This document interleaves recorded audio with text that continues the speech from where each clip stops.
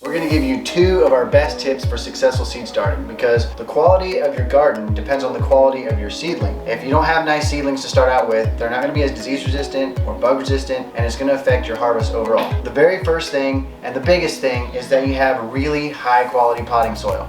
This is the potting soil we use. It is Penn Valley potting soil. It's not something that you can just pick up at Tractor Supply or something like that.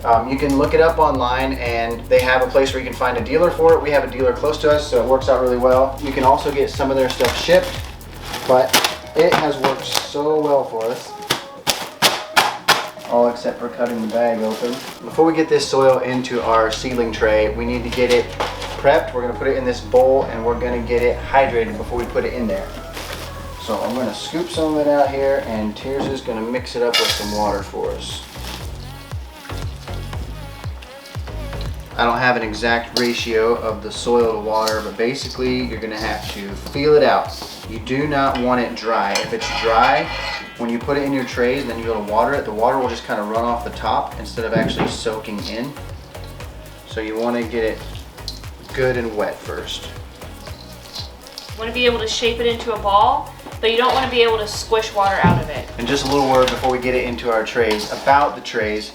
We got these at a greenhouse, and honestly, people do a lot of different hacks and stuff. They use egg cartons and stuff like that. There's a couple problems with those. One is that egg cartons are too shallow. You don't have enough room for your roots to go down. And the other thing is that egg cartons don't drain. You really need your seedling pots to drain. These got holes in the bottom. If they don't drain like that, the top of your soil will get kind of moldy and stuff, and your plants will actually rot off. The other thing about them too is that once it's in there and you want to get them out, you can pinch the bottom of them, and then without wrecking the root system of your plant. You can just pinch it a little bit and then pop your plant out to put it in the garden. You do not want to pack this down. That will come later. Just want to make sure those things are nice and full, and just set them in there.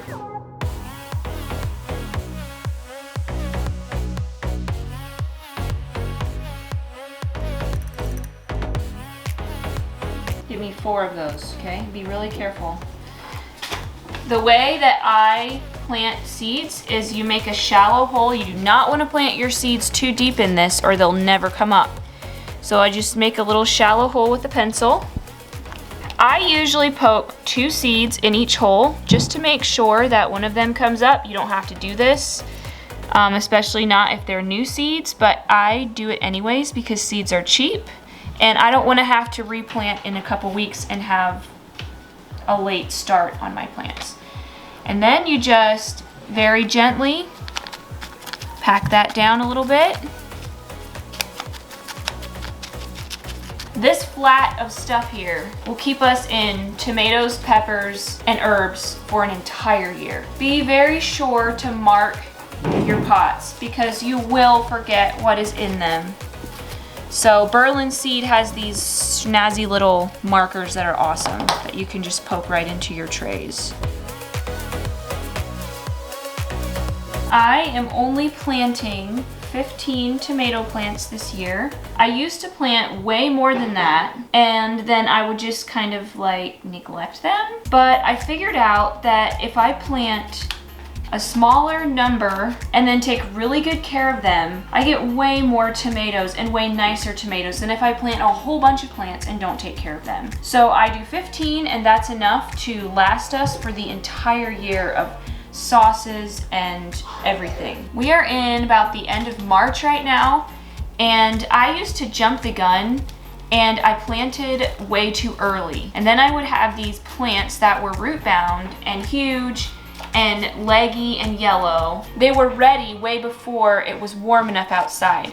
So don't jump the gun. Don't plant your stuff for more than like 6 to 8 weeks before your last frost date. I do about 6 weeks before my last frost date because this soil is amazing and it cuts off so much time. But don't jump the gun because it's easier to take care of your plants inside than to put your plants outside because they have to go out, and then you have to worry about them freezing. One of my favorite resources that I used for figuring out when to plant my seeds and also like what temperatures different plants like is the book, The Year-Round Vegetable Gardener. This book is, I read it from cover to cover, and I still go back to it every single year. It has like a planting calendar for knowing exactly when to plant your seeds in the spring, and then also if you want to plant them in the fall for a fall harvest. We planted 15 tomato plants, 8 pepper plants. We personally don't do broccoli and cauliflower and cabbage. We buy those at a local greenhouse just simply because they are really finicky. They grow really fast, which means they get leggy really quickly. Like they want like a very even temperature, even watering, even everything. And it's easier for me just to buy those. We get a better yield when we buy them, so we won't be doing those this year. I'm going to plant the herbs and flowers in a container. And then you just want to pat the soil down. Then once these sprout, I will transplant them very carefully into these trays. They don't have as good of a germination rate, it seems, and they take a lot longer to sprout, and I find they do way better like this, and then replanting them into the pots. So that is what we're gonna be doing. I did the basil, Izzy's gonna be doing the ground cherries, and Tirza, where's your marigolds? Here you go. Okay, then we'll put a little bit of soil, and now you just pat it down over top of that. If the seeds are really, really tiny, you don't want to plant them deep or they will not come up. There you go. Sprinkle them evenly.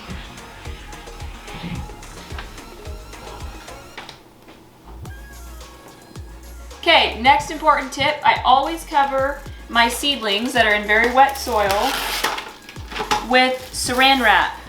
This has made such a huge difference with germination, and it makes so that I don't have to water my seedlings.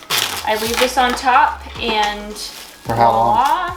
Just until they sprout. As soon as your seedlings start sprouting, take it off. You don't want it on there after your seedlings start to sprout. Just like that. Doesn't have to be completely tight, but it'll get like all moist in there and your plants will love it. Your seeds will love it.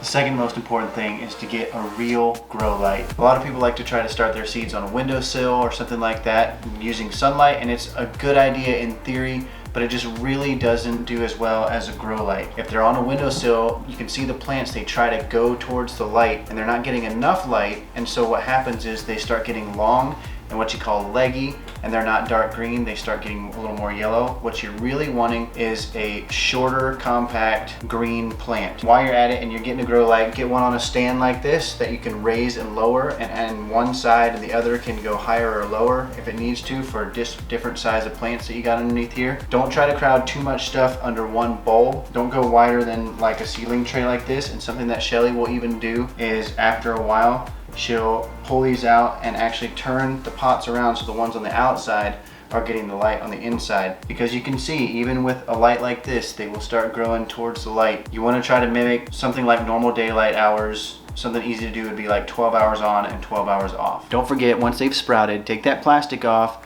keep them well watered, but don't drown them. And a couple days before you're ready to plant them, make sure you harden them off. Basically what that is you'll want to take them outside during the day, put them in the shade and out of the wind, and then at night bring them in. And just do that for a couple days to get them used to being outside so they don't fry in the sun once you actually plant them. And you'll want to watch this video next so you can see all the varieties that we're planting and why we're planting them. Well, that little plastic stuff in there. I'm not talking to you. You want this soil moist to start out with. Don't say the word moist. Say you want this soil fully hydrated. But it'll get like all moist in there. All moist in there.